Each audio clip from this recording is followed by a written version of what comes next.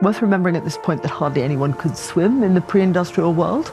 Therefore, all cultures produce this phenomenon of terrifying emanations that represent death at sea. People tend to imagine sailors loving the sea. Actually, they don't, and all the folklore shows they don't. They distrust it, and they find it terrifying and unpredictable and scary. This is way before we've got electronic navigation. This is in the early days of shipfaring, where you have to stay close to the shore because if you get too far out, you're in trouble. It's well worth remembering how horribly physically impossible long voyages were in the past. So if you were at sea for more than 3 or 4 weeks, scurvy would have started to set in. And scurvy affects your mental processes. It makes you hallucinate, makes you see things that aren't there, makes you interpret what you see in frightening hallucinogenic type terms.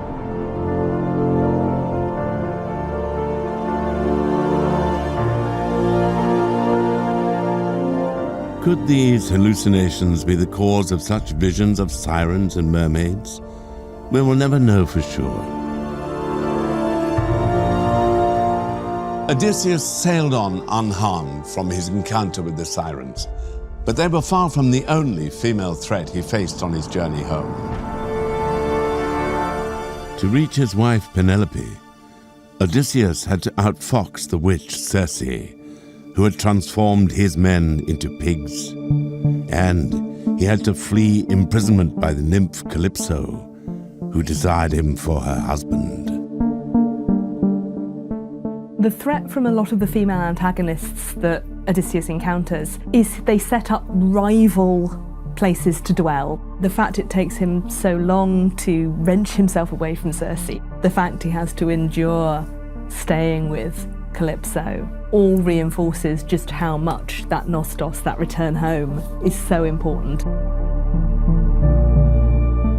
Of course, Penelope is being constantly hounded by different suitors at the court. So I think there's a mirroring effect there, is that when Odysseus is moving through his journey, of course, he's then got to also be assailed by these various women.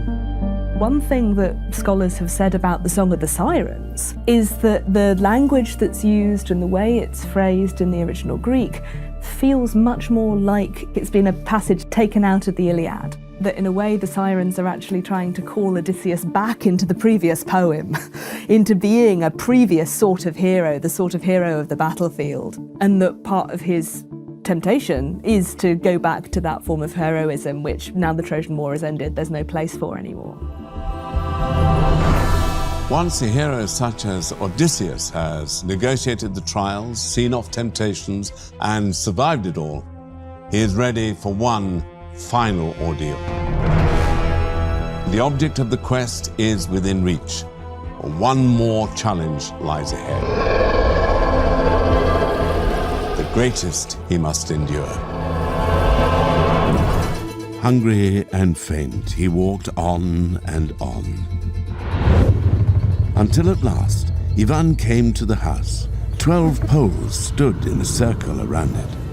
On all but one was stuck a human head. This was the home of the Baba Yaga.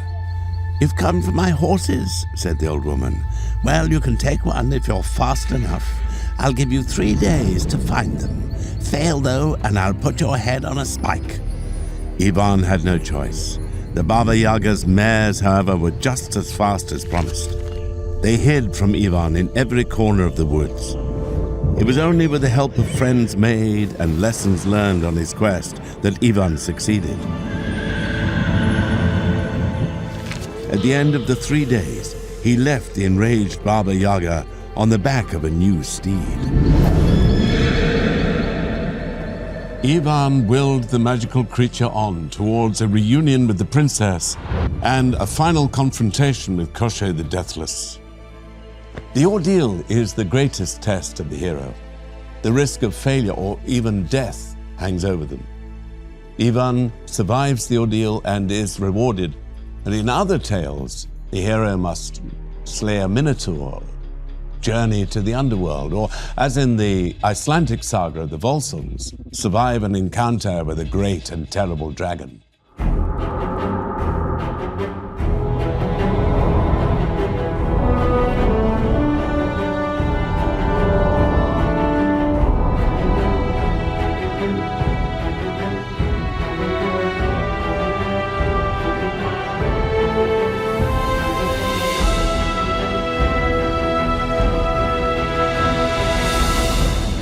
The Volsunga saga dates back over 1,000 years.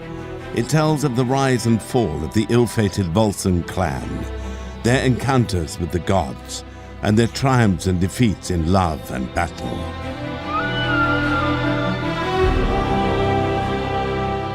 Volsung Saga began as a series of separate tales that told individual high-born families of their associations with a heroic past. The earliest evidence for the saga are from the 7th and 8th century. We know these stories are being told even around the year 1000 because there are runestones in Sweden. The culture of the states that produced Volsung Saga, it's a culture of warriors, it's a culture of voyagers, it's a culture that hugely privileges male adventurousness and male willingness to take enormous risks, and therefore it produces a hero that's also very extreme. This hero was Sigurd. His father had been killed in a battle with the god Odin, so the young Sigurd was raised by a dwarf master blacksmith named Regin. Sigurd is someone that medieval audience could aspire to be like in terms of his humility and his wisdom. He is one of those figures that, like many heroes, connects the gods with the human.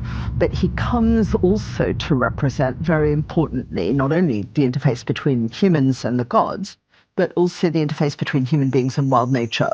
As he evolves, he becomes more and more about being a kind of wild man. What would a man be like if he wasn't ever civilized, if he wasn't ever subject to being taught and brought up and taught codes of manners?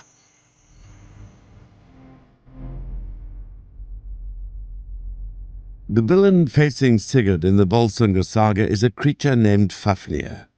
Fafnir was the brother of the dwarf Regin, but his lust for gold corrupted him.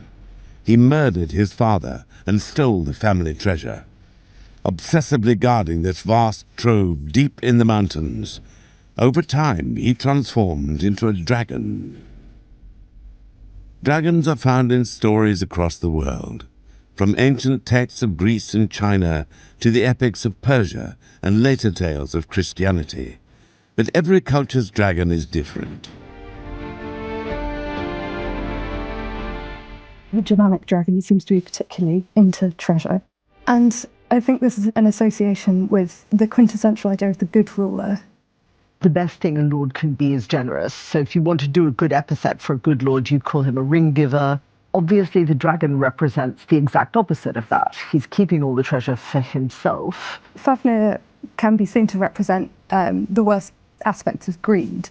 He hoards this treasure in a way that it can't be used by anyone. It can't be put to use by a good ruler who would share it among his men and ensure that society functioned well. Sigurd is sent to kill the dragon Fafnir by his foster father Regin. Near the dragon's lair, Sigurd finds a great trench carved in the earth. For every day, Fafnir is leaving his treasure and slithering down to the river to drink. Sigurd digs a hole in this trench and waits for the dragon. As Fafnir passes above, Sigurd thrusts his sword up into the serpent's belly.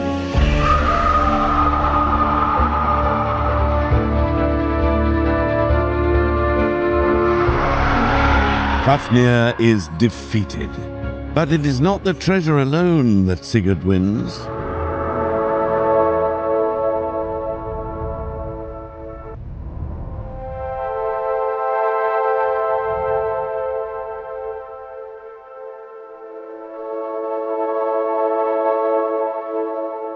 He tastes some of the dragon's blood, and as soon as the dragon's blood touches his tongue, he can understand the speech of birds.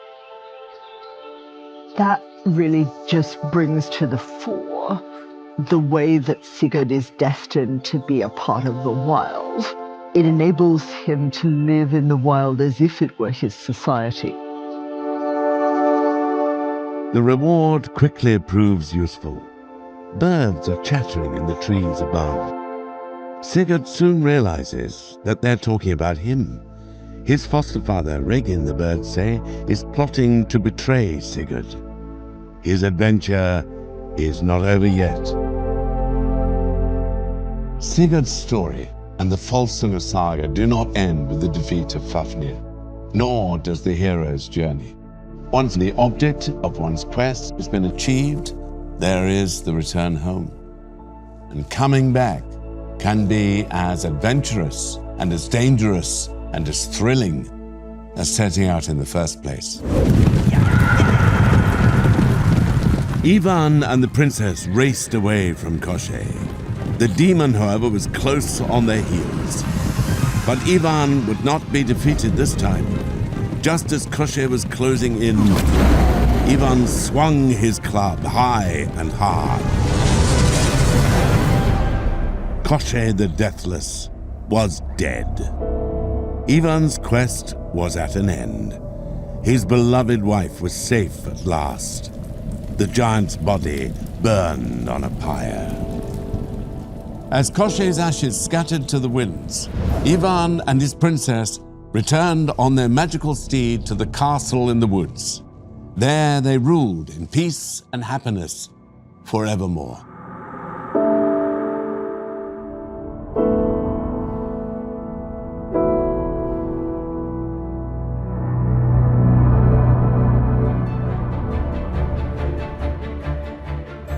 Successful in returning from the special world, our hero returns not only with the object of his quest, but with the newfound wisdom and self-knowledge required to build a better life.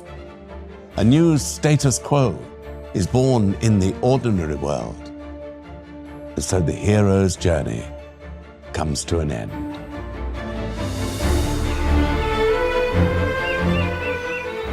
Several decades have passed since Campbell first outlined his theory. Storytellers from Hollywood and beyond continue to be inspired by it, and it's helped shape modern thinking about the origin of myth. But Campbell is not without his critics. Scholars continue to debate the merits of his theory, and there are many other lenses through which to examine mythology's roots and meaning.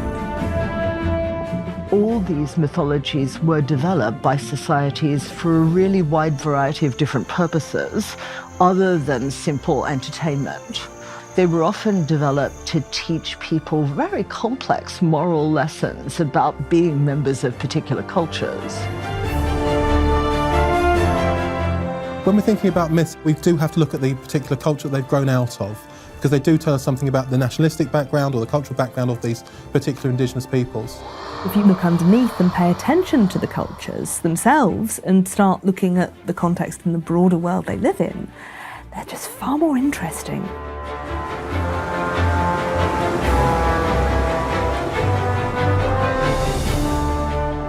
The idea of a common humanity reflected in the hero's journey remains an attractive one in an often divided world. But as this series will show, the realm of myths and monsters is far too strange and fascinating for one model to contain. In the long history of humanity, and in the deep recesses of our collective imaginations, there are far more stories for us to explore.